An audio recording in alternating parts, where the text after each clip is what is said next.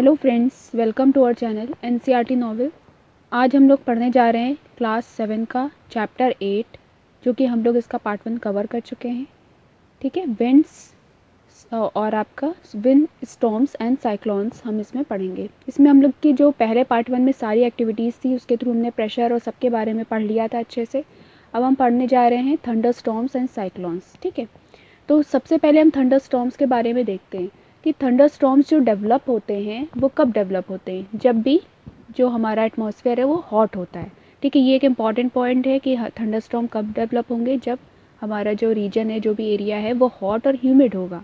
ठीक है, तो thunder storms develop in hot humid tropical areas like India very frequently. ठीक है, इंडिया के केस में अगर हम देखें तो यहाँ का जो रीजन है, यहाँ पर ट्रॉपिकल एरियाज हैं। ठीक है, ट्रॉपिकल एरियाज हैं तो उनमें क्या होता है, हॉट और ह्यूमिड रीजन है, जिसकी वजह से थंडर स्टॉर्म्स बहुत ही फ्रिक्वेंटली आते हैं। ठीक है, आगे बात करते हैं, क्योंकि हम लोग ये सब पढ़ चुके हैं कि विंड प्रेशर टेम्परेचर का अपना क्या रोल होता है। ठीक है, उसी के ऊपर ये आगे पार्ट 2 आपका है। The rising temperature produce strong winds. जब भी टेम्परेचर राइज करेगा तो क्या होगा, उससे स्ट्रॉन्ग विंड्स अपवर्ड उठेंगी, ऊपर की तरफ जो विंड्स है वो राइज करेंगी। ठीक है, बहुत ही ज़्यादा स्ट्रॉन्ग विंड, यानी कि हमें याद रखना है कि टेम्परेचर बहुत इंपॉर्टेंट है। टेम्परेचर बढ़ा तो विंड्स ऊपर की तरफ बहुत ही स्ट्रॉन्गली बढ़ना शुरू हो गई। These winds carry water droplets. अब इन विंड्स का क्या काम होता है कि ऊपर की तरफ क्या ले जाएं, वाटर ड्रॉपलेट्स ले जाएं। ठीक है, और वहाँ जाके ऊपर ठंडा होने की वजह से क्या हो जाता है, ये फ्रीज हो जाते हैं, और फ्रीज होने के बाद ये फिर क्या होते हैं, फॉल डाउन, नीचे की तरफ गिरते हैं।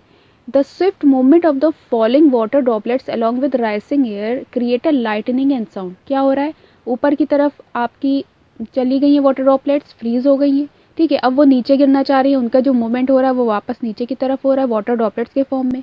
और इधर जो आपकी एयर है, हॉट और ह्यूमिड रीजन होने की वजह से क्या हो रहा है यहाँ पर कि ये हवाएं जो हैं, विंड हैं, ये ऊपर की तरफ बढ़ रही हैं। तो जब ये दोनों चीज़ें आपस में टकराती हैं तो इससे क्या हो जाता है, लाइटनिंग। ठीक है, लाइटनिंग होती है, जिसको हिंदी में अगर कहें तो बिजली चमकना कहते हैं या कड़कना कहते हैं। तो लाइटनिंग हो रही है और उसके साथ साथ उसमें साउंड आ रहा है। ठीक है, हमें देखने को मिलता है बारिश से पहले, बारिश के बाद ये चीज़ देखने को मिलती है कि कड़कड़ाहट बहुत तेज़ और बिजली, जो बिजली चमकती, जिसको हम जनरल वर्ड में यूज़ करते हैं, साउंड आता है। ठीक है, तो ये इस वजह से होता है। तो हमने यहाँ पे एक सिंपल सी प्रोसेस के थ्रू समझा कि थंडर स्टॉर्म्स किस तरह से होता है। इसमें इंपॉर्टेंट हमें पॉइंट मिला कि हॉट होना चाहिए टेम्परेचर, ह्यूमिड होना चाहिए, इसकी वजह से क्या होगा, हवाएं ऊपर उठेंगी, जो हवाएं हैं, विंड है, वो ऊपर की तरफ राइज करेगी स्ट्रांगली।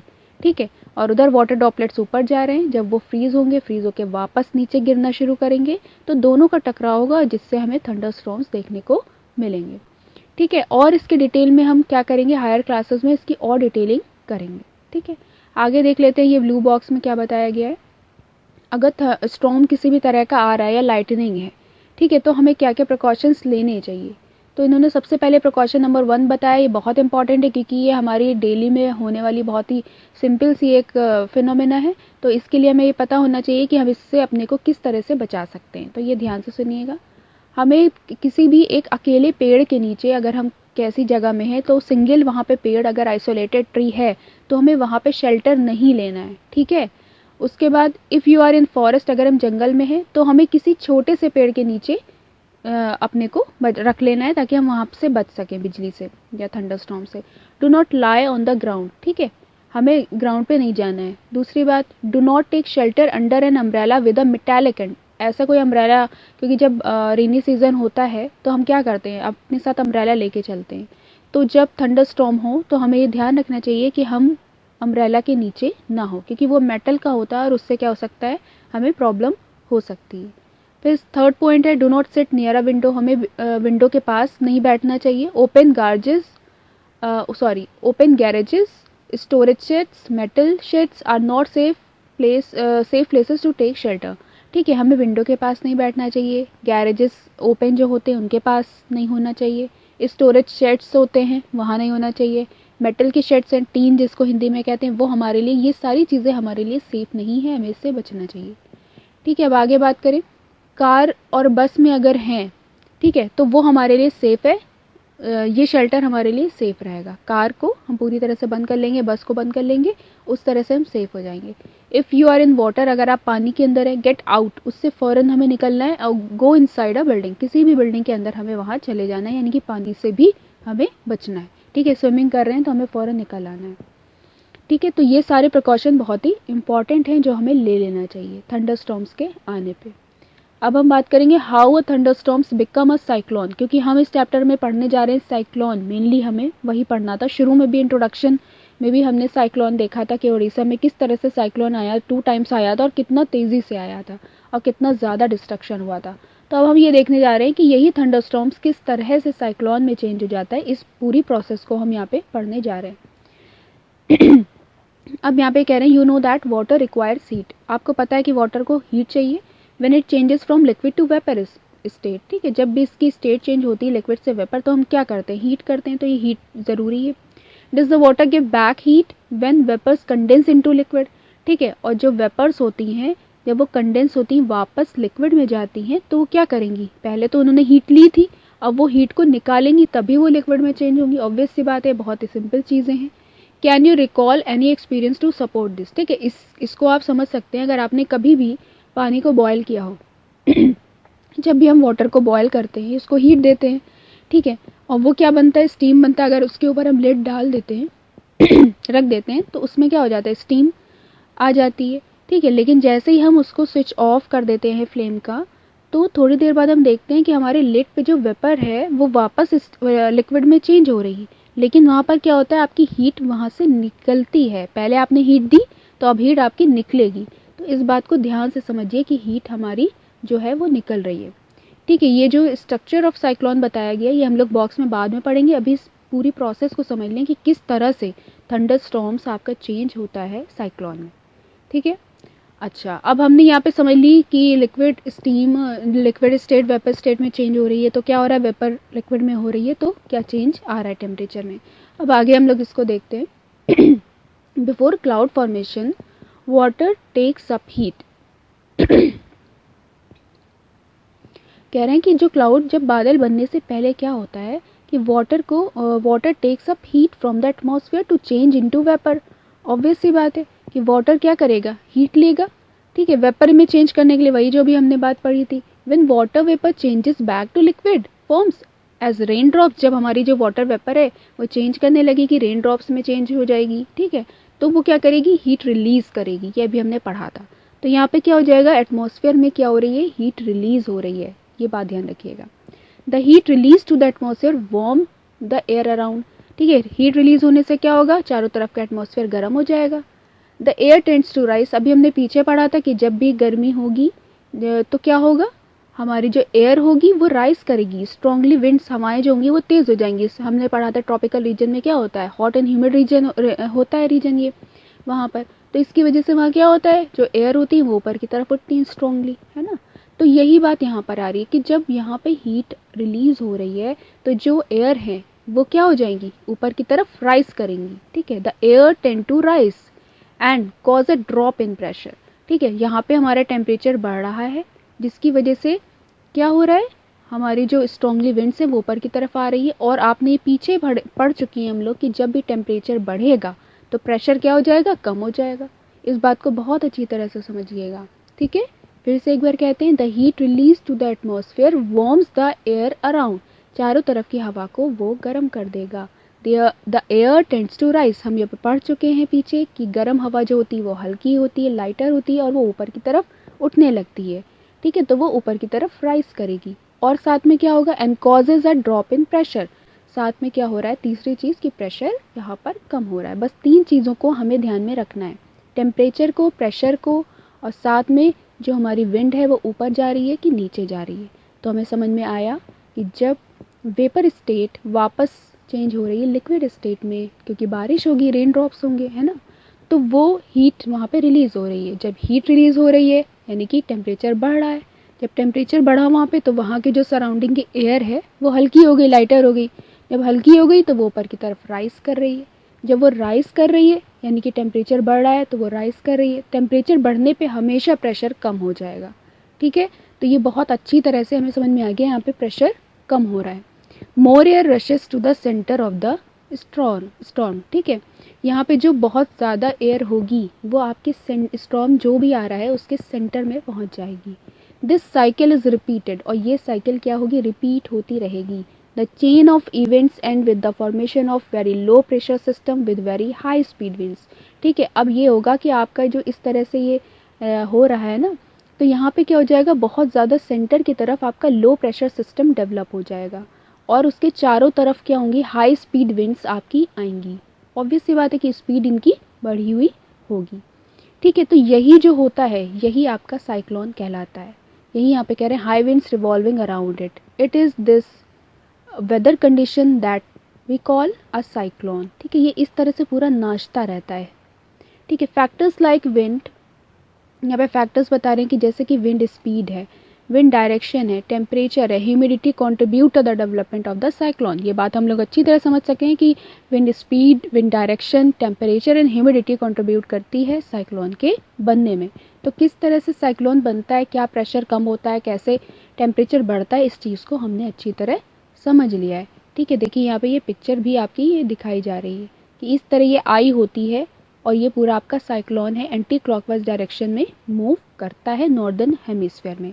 हम लोग अगर देखें तो हम लोग अर्थ के किस उसमें हैं, दो होते हैं इसमें, एक होता ये इक्वेटर हो गया, ऊपर की तरफ नॉर्थ पोल, नीचे की तरफ साउथ, या अगर हम पूरी बात करें तो नॉर्दर्न हेमिस्फीयर, सदर्न हेमिस्फीयर। ठीक है, तो हम लोग जो इंडिया है वो कहाँ पर है, नॉर्दर्न हेमिस्फीयर में है, तो यहाँ पे एंटी क्लॉकवाइज साइक्लोन्स का मूवमेंट देखने को मिलता है। ठीक है, अब हम पढ़ने जा रहे हैं कि हम लोगों ने ये जो यहाँ पे ब्लू बॉक्स में स्ट्रक्चर ऑफ साइक्लोन छोड़ दिया था, इसको हम लोग पढ़ने जा रहे हैं। नीचे हमने देखा था कि एक बीच में आई है और मूवमेंट चारों तरफ सर्किल में हमें देखने को मिल रहा है। तो हम यहाँ पे देखते हैं, यहाँ पे बताया गया the centre of a cyclone is a काम एरिया। ठीक है, जो सेंटर में होता है एरिया वो कहलाता है काम, वहाँ पे बहुत ज़्यादा प्रॉब्लम नहीं होती, बहुत सुकून है वहाँ पे। वो एरिया जो सेंटर में है जिसको कहते हैं काम एरिया, उसको कहते हैं आई ऑफ द स्टॉर्म है ना, ये स्टॉर्म की आई होती है, बहुत इंपॉर्टेंट पॉइंट है।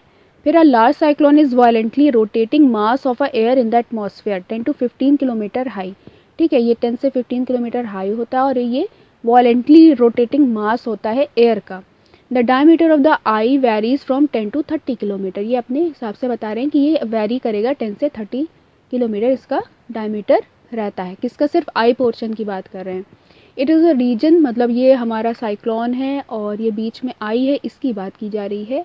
ठीक है, अब बात है around this calm and clear eye, it is a region free of cloud. अच्छा, यहाँ पे ये बता रहे हैं कि जो आई वाला एरिया है, calm area, it is a region free of clouds and has a light winds. ठीक है, यहाँ पे क्या होते हैं ना, क्लाउड्स होते हैं, इट इज़ अ फ्री होते हैं क्लाउड से, और यहाँ पे जो लाइट होती है, वो जो विंड्स होती हैं वो बहुत ही हल्की होती हैं। फिर around this calm and clear eye there is a cloud region of about 150 kilometre in size. ठीक है, ये साइज़ बताया जा रहा है। In this region there are high speed winds. ठीक है, इस काम एरिया के जो किनारे की बात की जा रही है, ये तो बीच में आई हो गई, काम एरिया हो गया। अब इसके जो किनारे का रीजन है, यहाँ पे बहुत ही हाई स्पीड विंड्स होती है, यहाँ पे लो स्पीड होती है लेकिन यहाँ पे हाई स्पीड होती है। ठीक है, कितनी होती है, रेंज इन्होंने दी 150 to 250 kilometre per hour. And thick cloud, यहाँ पे कैसे क्लाउड्स होते हैं, थिक होते हैं। ठीक है, थिक क्लाउड्स होते हैं यहाँ पर विद हैवी रेन, और उसके साथ क्या होती है, रेन भी बहुत ज़्यादा हैवी होती है। Away from the region the wind speed gradually decreases. The formation of a cyclone is a very complex process. A model is shown in figure 8.11। ठीक है, यहाँ पे हम देख सकते हैं, ये पिक्चर दिखाई जा रही है, ये आई है और आपकी ये मूवमेंट देखने को मिल रहा है। ये हम पढ़ चुके हैं, इसका डायमीटर कितने से किस रेंज में होनी चाहिए, यहाँ पे विंड्स किस तरह से रोटेट कर रही हैं, ठीक है, रिवॉल्व कर रही है, तो ये हम लोग अच्छी तरह पीछे पढ़ चुके हैं, ये इंपॉर्टेंट है। अब यहाँ पे जो इस पिक्चर में आपको दिखाया जा रहा है ना, ये आपका है फॉर्मेशन ऑफ अ साइक्लोन। किस तरह आपको ऊपर से तो ये देखने को मिल रहा है, ठीक है, लेकिन देखिए नीचे से अगर एक्चुअल में देखा जाए तो किस तरह से ये आई आपकी बीच में बनती है और किस तरह से ये एंटी क्लॉकवाइज रोटेशन देखने को मिलता है। तो आप लोग इसको अच्छे से देख सकते हैं। ठीक है, और ये भी दिखाया जा रहे हैं rising water cause by a cyclone, किस तरह से यहाँ पे राइज करता है वाटर। चलिए, तो बहुत अच्छे से आपको साइक्लोन समझ में आ गया होगा, नहीं आया होगा तो आप वीडियो को दोबारा से देख सकते हैं। अब बात करते हैं, हमने साइक्लोन का फॉर्मेशन पढ़ लिया, साइक्लोन का पिक्चर देख लिया, किस तरह से मूवमेंट होता है ये भी देख लिया। अब हम ये पढ़ने जा रहे हैं कि साइक्लोन का से जो डिस्ट्रक्शन होता है, ठीक है, डिस्ट्रक्शन कॉज बाय साइक्लोन, क्या क्या डिस्ट्रक्शंस हो सकते हैं। तो cyclone can be very destructive. Strong wind pushes water towards the शोर even if the storm is hundreds of the kilometre away. ठीक है, मतलब आप यहाँ पे कहने का मतलब है 100 किलोमीटर दूर पर भी है तब भी बहुत ज़्यादा पुशेस देखने को मिलेंगे, बहुत ज़्यादा आपकी जो कहते हैं ना कि जो विंड्स हैं वो बहुत ज़्यादा स्ट्रांगली आपकी आएंगी वहाँ पर। These are the first indication, और तभी पता चल जाएगा कि यहाँ पे साइक्लोन आने वाला है। ठीक है, the water waves produce by the wind are so powerful that a person can not overcome them. ठीक है, इतनी ज़्यादा फास्ट होती हैं विंड, पावरफुल होती हैं कि वहाँ पे हम खड़े नहीं हो सकते, उसको मतलब उससे हम हिल जाएंगे और हमें पता चल जाएगा कि बहुत ज़बरदस्त यहाँ पर विंड, जहाँ पे साइक्लोन आने वाला है। The low pressure in the I lift water surface in the centre. ठीक है, जो सेंटर होता है आई काम रीजन है वहाँ पे बहुत ज़्यादा क्या होता है, लो प्रेशर होता है। The rising water may be as high as 3 to 12 metres. ठीक है, कितना वाटर राइस, लहरें जो होती हैं वो कितना राइस कर सकती हैं, 3 to 12 मीटर्स राइस कर सकती हैं। ठीक है, यहाँ पे ऐसे आपको दिखाया जा रहा है कि कितना, ठीक है, कितना राइस कर रही है यहाँ पे water wave. It appears like a waterfall, ऐसे अगर देखें तो लगेगा वाटरफॉल है moving towards the shore. As a result the sea water enters the low lying coastal areas causing severe loss of life. Obvious सी बात है, जब अचानक से आ रहा है साइक्लोन, हमें नहीं इन्फॉर्मेशन मिली है तो क्या होगा, बहुत ज़्यादा लाइफ का लॉस हो जाएगा, प्रॉपर्टी, लाइफ, हर चीज़ का लॉस यहाँ पे देखने को हमें मिलेगा। It also reduces the fertility of the soil, हमारी पूरी सॉइल की फर्टिलिटी ख़त्म हो जाएगी। ठीक है, ये हम डिस्ट्रक्शन शुरू में पढ़ चुके हैं कि उड़ीसा में ऐसा क्या कैसे हुआ था, क्या हुआ था और क्या क्या डिस्ट्रक्शन हुआ था।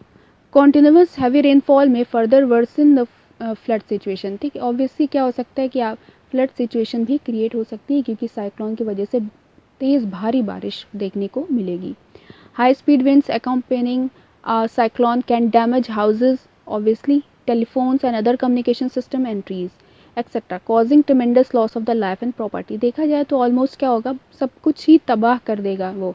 ठीक है, प्रॉपर्टी देख लीजिए आप, घर देख लीजिए, ज़िंदगी देख लीजिए, उसके बाद हमारी सॉइल की फर्टिलिटी ख़त्म हो रही है, उसके बाद हमने जितने भी पोल्स, इलेक्ट्रिसिटी है या जो भी हमारा कम्युनिकेशन सिस्टम है वो सब वहाँ पे ख़त्म हो जाएगा, लॉस हो जाएगा, सब डिस्ट्रक्शन यहाँ पे देखने को हमें मिलेगा। आगे बात करें, अ cyclone is known by different names. Cyclone अलग अलग जगह पे अलग अलग नामों से जाना जाता है वर्ल्ड के अंदर। ठीक है, इट इज़, अब यहाँ पे बात कर रहे हैं, it is called a hurricane. Hurricane नाम दिया जाता है in the American continent. American continent की बात करें तो उसे नाम दिया जाता है हरिकेन। ठीक है, यहाँ पर, और ये याद रखिएगा, इंपॉर्टेंट है, ये क्वेश्चन पूछा जाता है। इन Philippines and Japan it is called a typhoon. ठीक है, इसको वहाँ पे कहा जाता है टाइफून, और अमेरिका कॉन्टिनेंट में इसको कहा जाता है हरिकेन। ये आपको याद रखना है। Region near the equator where cyclone form, cyclones are world wide phenomena. ठीक है, ये चारों तरफ हमारे, उसको जहाँ पे भी अपनी कंडीशंस फुलफिल मिलती हैं, ह्यूमिडिटी, अपना टेम्परेचर, लो प्रेशर मिलता है, वहाँ पर ये क्रिएट हो जाता है cyclone.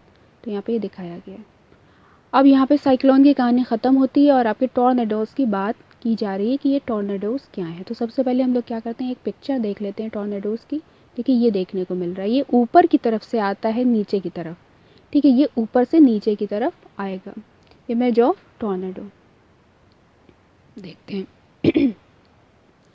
In our country they are not very frequent. हमारी कंट्री में देखें तो ये बहुत ज़्यादा फ्रिक्वेंटली नहीं आते। और tornado is a dark funnel shape, हमें देखने को मिला तो ऊपर से क्या होती है, एक फनल सी आती है, ऐसे है ना, फनल सी आती है, dark funnel shape cloud that reaches from the sky to the ground. वो स्काई की तरफ से ग्राउंड की तरफ आती है और एक फनल सी होती है। ठीक है, और कैसी होती है, डार्क फनल शेप्ड क्लाउड्स होते हैं, वो क्लाउड्स होते हैं, वो रोटेट करते हुए पूरे नीचे की तरफ पड़ते हैं। Most of the tornadoes are weak, कुछ होते हैं जो बहुत वीक होते हैं टॉर्नेडो, और कुछ होते हैं जो बहुत ही वॉलेंट होते हैं और जो कि ट्रैवल करते हैं 300 किलोमीटर पर आवर की स्पीड से। ठीक है, टॉर्नेडोज में form with in a cyclone. कभी कभी क्या होता है कि साइक्लोन के अंदर भी टॉर्नेडोज फॉर्म हो जाते हैं। The whole coast line of the India is vulnerable of cyclone, particularly the east coast. The west coast of the India is less vulner. ये पॉइंट आपके लिए इंपॉर्टेंट है, इसको अंडरलाइन कर लीजिए। ठीक है, कौन सा कोस्ट ये बता रहे हैं, वेस्ट कोस्ट जो है वहाँ पे आपके कम देखने को मिल रहे हैं। ठीक है, और आपके ईस्ट कोस्ट में ज़्यादा देखने को मिल रहे हैं। Storm both in terms of intensity and frequency of the cyclone. ठीक है, दोनों टर्म्स में, यानी कि उसकी इंटेंसिटी, जिस इंटेंसिटी से वो आता है, और फ्रिक्वेंसी, उन दोनों के पॉइंट ऑफ व्यू से देखें तो जो ईस्ट कोस्ट है वहाँ ज़्यादा हमें देखने को मिलेगा कंपेयर टू वेस्ट कोस्ट। ठीक है, ये पॉइंट याद रखिएगा। अब हम इसके बारे में पढ़ लेते हैं। ये कह रहे हैं टॉर्नेडो का इफेक्ट हम बाद में देखेंगे, पहले हम देख लें कि किस तरह से प्रोटेक्ट कर सकते हैं अपने आप को। द डायमीटर, यहाँ पे प्रोटेक्टिंग फ्रॉम अ टॉर्नेडो, इस तरह से ये पोजीशन अगर हम पोस्टर ले लेते हैं तो उससे हम बच सकते हैं। ध्यान रखिएगा, इंपॉर्टेंट है।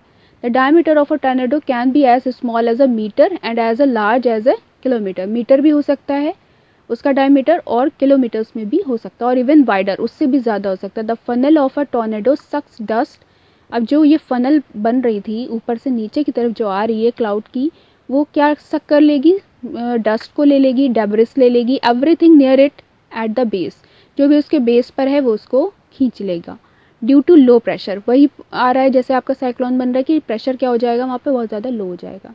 Throws them out near the top, ठीक है, यहाँ पे जो कह रहे हैं कि सक कर लेगा ये through them out near the top. Here are a few accounts of survivors of the tornadoes from Discovery Channel Young Discovery Series। ठीक है, यहाँ पे कह रहे हैं कि बहुत कम लोगों को देखा गया जो सर्वाइव कर पाए। ठीक है, बहुत ही मुश्किल होता है, एक बार उसका अगर टॉर्नेडो में फंस गया तो उसे निकलना बहुत मुश्किल ही हो जाता है, क्योंकि वो पहले तो क्या कर रहा है, सक कर रहा है, और सक करने के बाद फिर वो फेंकता है। ऐसे हमारा जो मूवमेंट होता है ऐसे वो कर रहा है, नीचे की तरफ ऐसे फनल जा रही है, तो वो पहले नचाएगा, नचा के जब वो फेंकता है तो वो प्रॉब्लम हो जाती है कि उसमें बचना बहुत ज़्यादा मुश्किल हो जाता है। I saw the cloud coming and tried to take shelter inside, but as soon I reached for the door knob the house to cough in to the sky, I was not hurt at all. ठीक है, ये बताया जा रहा है। After the storm we had to clean the debris from the wheat fields, we picked up splinters board. मतलब क्या क्या हमें डेब्रिस में देखने को मिल रहा है, बचता नहीं ना, ट्री ब्रांचेस देखने को मिल रही हैं, डेड चिकन्स मिले हमें, few वेदर्स blown of and the rabbit, कुछ मतलब हर तरफ से उड़ के प्रेशर इतना ज़्यादा होता है कि चीज़ें आ जाती हैं और वो पूरी आपके ऊपर से नीचे की तरफ बढ़ती हैं और फिर वो फैलती हैं। ठीक है, तो आप जब जाके कहीं गिरेंगे तो ऑब्वियसली आपको लॉस होगा। Tornado shelter is a room situated deep inside a underground having no windows, और otherwise it is better to shut windows and take shelter under a table. ठीक है, एक तो वो पोजीशन दी है कि आप वो ले लें, दूसरा ये बता रहे हैं कि अगर हम पोजीशन ले लें, अपने सारे विंडोज़ बंद कर लें और शेल्टर ले लें टेबल के नीचे या कोई वर्क बेंच है उसके नीचे, where debris can not reach. ठीक है, जहाँ पर डेब्रिस ना पहुँचने पाए। One has to bow down और knees protecting head with the neck using arm. ये हम लोगों ने पिक्चर में देखा कि इस तरह से हम इसको, ये पोस्टर अगर ले लें तो हम उससे टॉर्नेडो से बच सकते हैं। ठीक है, अब बात कर रहे हैं effective safety measures. A cyclone forecast and warning, obvious सी बात है कि अगर हमें पहले से वार्निंग दे दी जाए तो हम अपने को सेव कर सकते हैं। Rapid communication warning to the, ठीक है, अगर हमें रैपिडली बता दिया जाए कि ऐसा ऐसा होने वाला है तो भी हम उससे बच सकते हैं। ठीक, यहाँ पे कह रहे हैं government agencies and the ports and fisherman ships and to the general public को बता दिया जाए तो उससे हम बच सकते हैं। फिर बात हो रही है construction of a cyclone shelter in the cyclone prone areas and administrative arrangements for the moving people fast to safer place. ठीक है, गवर्नमेंट के थ्रू अगर बना दिया जाए शेल्टर्स तो भी हम उससे काफ़ी बच सकते हैं कि हम अपने घर छोड़कर अगर भागना चाहें और हमें इन एरियाज़ में जगह मिल जाए तो उससे हम काफ़ी बच सकते हैं। ठीक है, अब action on the part of the people देखने से पहले हम ज़रा इस पार्ट को पढ़ लेते हैं। यहाँ पे बताया जा रहा है anemometer for measuring the speed of the wind. ये एक इंस्ट्रूमेंट है जो मेजर करता है स्पीड किसकी, विंड की। ठीक है, तो ये इंपॉर्टेंट है। एक तो हमें पता चला कि ये यूज़ किया जाता है, दूसरा इससे हमें पहले से पता चल जाता है कि साइक्लोन आ रहा है और उससे हम अपने को बचा सकते हैं। We have learn that all storms are low pressure system. ठीक है, wind speed plays an important role in the formation of the storm, ये सब हम पढ़ चुके हैं। It is therefore important to measure the wind speed, यानी कि विंड स्पीड हमारे लिए इंपॉर्टेंट हो गई। तो इसके लिए जो इंस्ट्रूमेंट है वो क्या है, एनीमोमीटर है, जिसके थ्रू हम क्या करते हैं, विंड को, स्पीड को, विंड की मेजर करते हैं। ठीक है, तो इंपॉर्टेंट हुआ anemometer. Some other precaution if you are in staying in cyclone hit area. ठीक है, और प्रिकॉशन देख लेते हैं यहाँ पर। अच्छा, पहले हम ये लेते हैं action on the part of the people. We should not ignore the warning. जब भी हमें वार्निंग मिलेगी टीवी या किसी भी उसके थ्रू हमें मिलती है तो हमें क्या करना है, उसको इग्नोर नहीं करना है और एक्शन लेना है।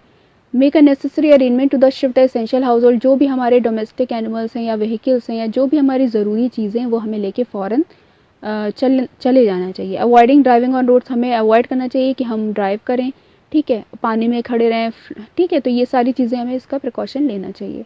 Keep ready the phone numbers of all emergency service, जैसे पुलिस है या फायर ब्रिगेड है, तो इसके लिए हमें क्या करना चाहिए, पहले से ही मेडिकल सेंटर से इनके फ़ोन नंबर्स अपने पास रखने चाहिए।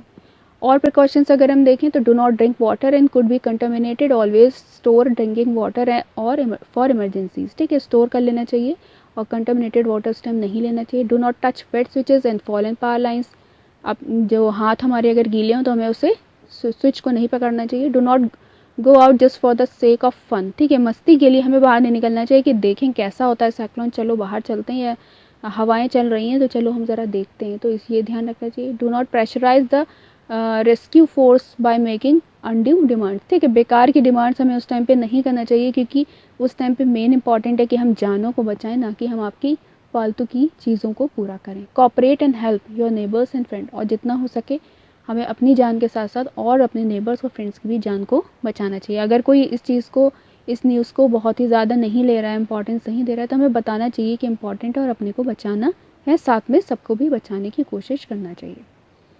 ठीक है, अब किस तरह से यहाँ पे बात की जा रही है कि जो एडवांस टेक्नोलॉजी है वो हमारी हेल्प कर रही है, जैसे कि अभी हमने इंस्ट्रूमेंट पढ़ा, एनेमोमीटर है जो कि विंड की स्पीड को मेजर करता है, जिसके थ्रू हम बच सकते हैं, काफ़ी हमें फ़ायदा मिल सकता है। तो हम देख रहे हैं कि पहले तो इस तरह की इतनी ज़्यादा टेक्नोलॉजी नहीं थी, लेकिन अब बहुत ज़्यादा सब डेवलप हो गया और उसके थ्रू हमें पहले से ही वार्निंग दे दी जाती है, खासकर जो कोस्टल एरिया में रह रहे हैं। These days, we are better protected. In the early part of the last century, coastal residents may have had less than a day to prepare or evacuate their homes from an oncoming cyclone. The world today is very different thanks to satellite and radars. ठीक है, satellite और radars होने की वजह से हमें पहले से ही पता चल जाता है, हमें अलर्ट मिल जाता है कि साइक्लोन जो है वो आने वाला है। Cyclone watch is the issued 48 hours in advance of any expected storm and cyclone warning is issued 24 hours in advance। ठीक है, यहाँ पे ये कह रहे हैं कि हमें पहले से 48 आवर्स से पहले, मतलब हमें 48 घंटे मिल जाते हैं, जिससे कि हमें पता चल जाता है और उससे फिर हम आराम से बच सकते हैं। The message is broadcast every hour और half an hour when a cyclone is nearer the coast. ठीक है, उसके बाद क्या हो जाता है, जैसे जैसे टाइम कम होता जाता है तो बताया जाता है कि अब इतना टाइम बचा है, ताकि इंसान अपने को सेव कर सके।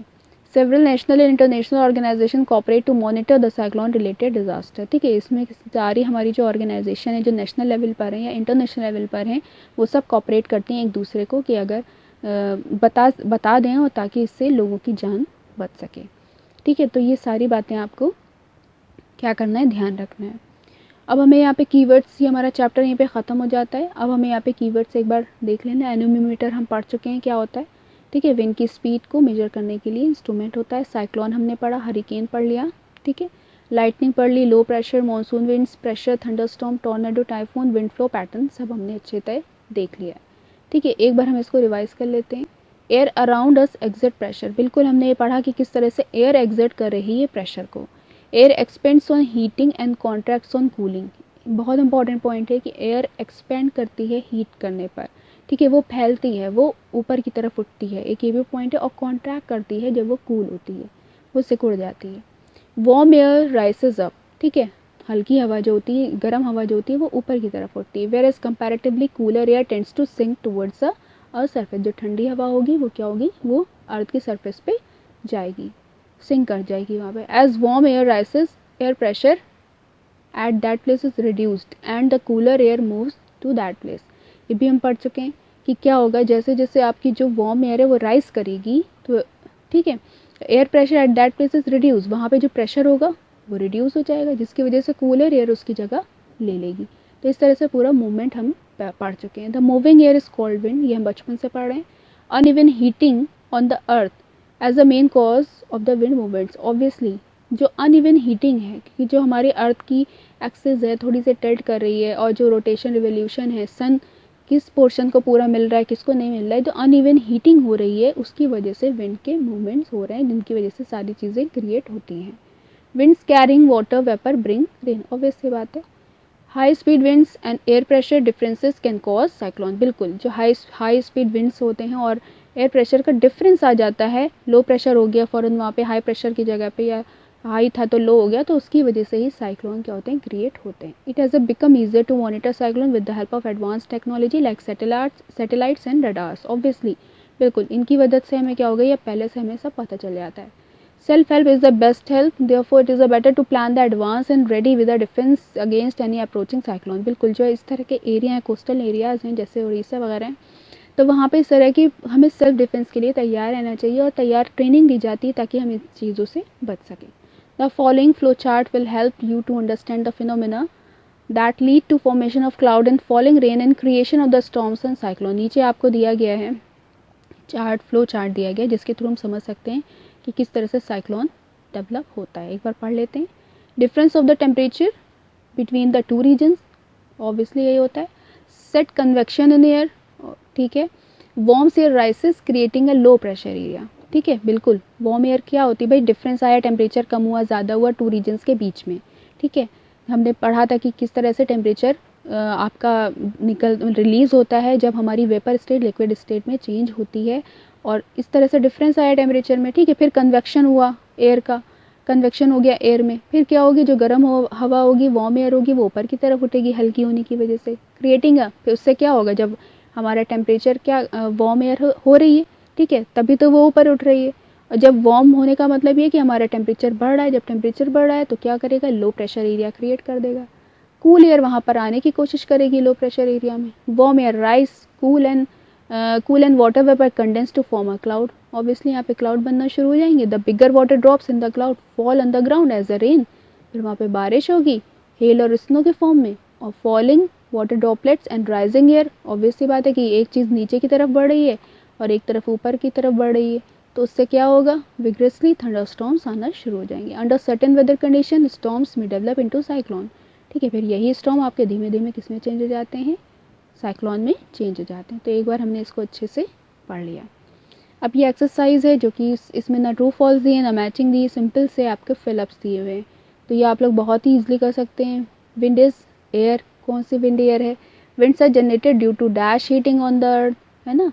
Near the earth surface dash air rises up whereas the dash air comes down. आपको पता है कि वार्म एयर राइज करती है, कूल एयर डाउन, ठीक है, बहुत easy. Air moves from a region of higher pressure to dash pressure to a region of dash pressure, ठीक है। मूव किधर से होगी, ऑब्वियसली हायर टू लोअर होगी, ठीक है। तो ये इतने सिंपल है कि आप लोग इसको खुद ही कर लीजिए, और इसके बाद आपके क्वेश्चंस हैं, सीधे सीधे क्वेश्चंस है, तो आप इसको खुद सॉल्व कर लीजिएगा। प्रॉब्लम होती है तो आप पूछ सकते हैं, अगर आपने चैप्टर अच्छे से समझा है तो आपको उसको सॉल्व करने में प्रॉब्लम नहीं होगी। Okay, thank you so much.